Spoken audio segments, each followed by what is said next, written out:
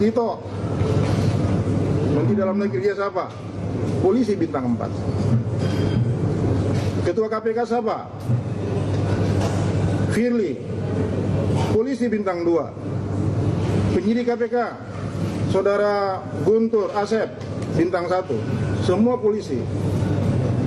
Jadi mantan-mantan polisi ini kalau memimpin negara ini berbahaya.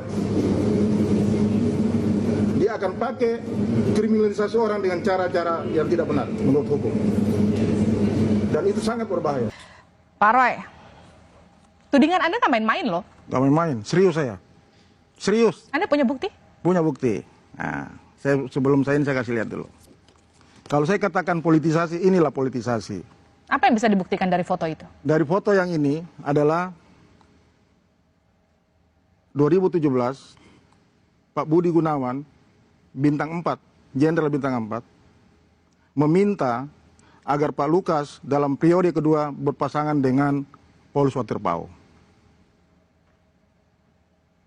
Politisasinya di mana? Bagaimana bisa seorang kepala BIN ikut mengintervensi situasi kehidupan politik di tanah Papua? Ini urusan demokrasi di tanah Papua. Bagaimana bisa kepala BIN ikut terintervensi? Dan mereka meminta Pak Lukas menandatangani poin ke-6, salah satunya adalah minta supaya Bapak Paulus Waterpauw diterima sebagai wakil gubernur Lukas NMB. Politisasi yang kedua, lagi-lagi Pak Tito bintang 4, ya, bintang 4 nih Pak Tito ini, bersama dengan Menteri Investasi Pak Bahlil, datang secara khusus ke Papua pada 10 Desember tahun 2021, meminta agar, katanya pemerintah pusat minta supaya Pak Gubernur menerima Pak Paulus Waterpauw jadi wakil gubernur untuk menggantikan Bapak Clementinal. Artinya apa? Bahwa perkara ini bagian dari politisasi. Bagaimana bisa Menteri Dalam Negeri datang minta kepada gubernur membawa nama satu orang? Bagaimana Anda yakin ini ada hubungannya dengan kasus yang sekarang menimpa klien Anda? Ya, artinya kan, jadi saya mau jelaskan. Pak Tito, ya, sebagai Mendagri, harusnya bertanggung jawab untuk pengisian wakil gubernur. Tapi karena Pak Paulus Waterpauw tidak mendapatkan rekomendasi dari 9 partai koalisi Pak Gubernur, akhirnya gagal dia. Ya, ini kursi kosong. Mendagri harus tahu bahwa Pak Gubernur lagi sakit waktu itu. Harusnya dia harus berusaha agar proses pemilihan gubernur, wakil gubernur itu berjalan. Tapi karena calonnya tidak maju, dibiarkan sampai hari ini. Pak Roy, ini tudingan yang tidak main-main. Tidak main-main saya, serius. Anda bisa mempertanggungjawabkan Saya bisa ini. mempertanggungjawabkan itu. Anda tidak takut nanti digugat setelah ini? Nggak apa-apa. Silakan, Pak Tito mau gugat silakan. Karena ini saya ini mengikuti Pak Gubernur sejak lama.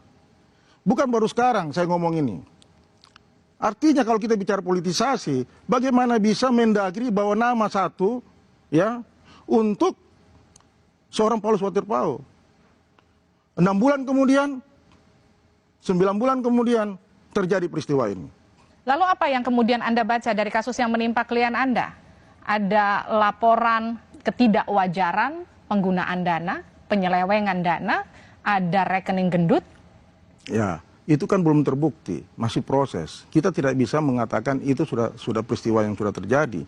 Saya mau katakan begini, Mbak.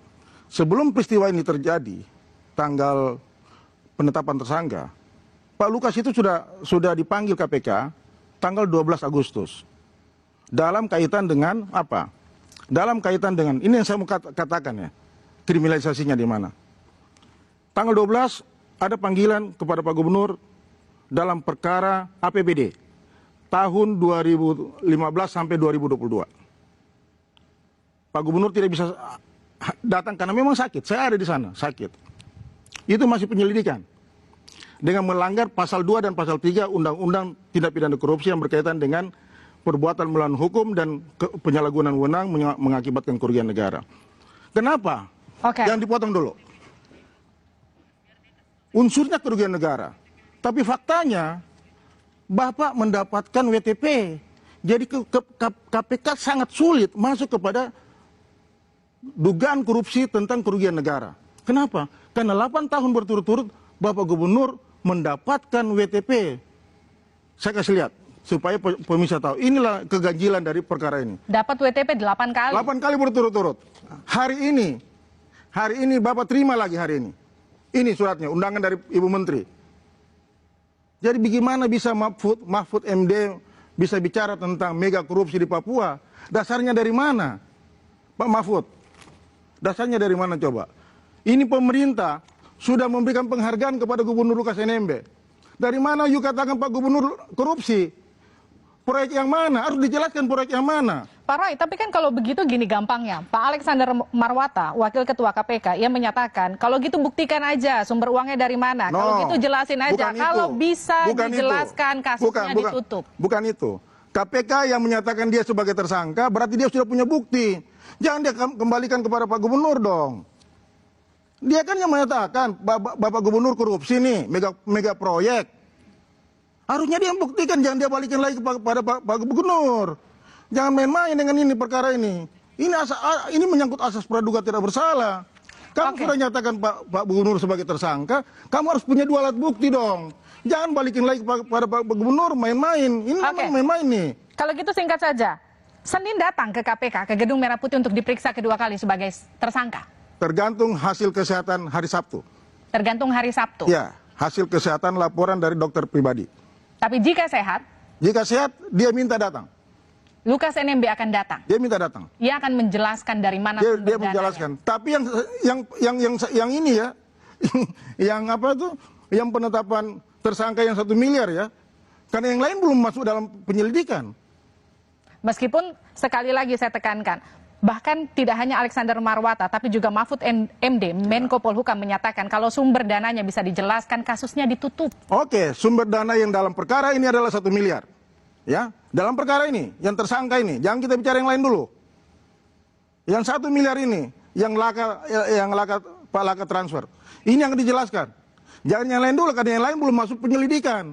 Belum masuk penyidikan, bagaimana kita menjelaskan dalam perkara yang mana? Oke, tapi artinya kita tinggal menunggu. Jika sehat, Lukas NMB akan hadir ke gedung. Dia sudah sampaikan sama saya. Pasti. Dia tidak takut. Dia bilang sampaikan sama publik Indonesia, saya tidak takut karena saya tidak korupsi.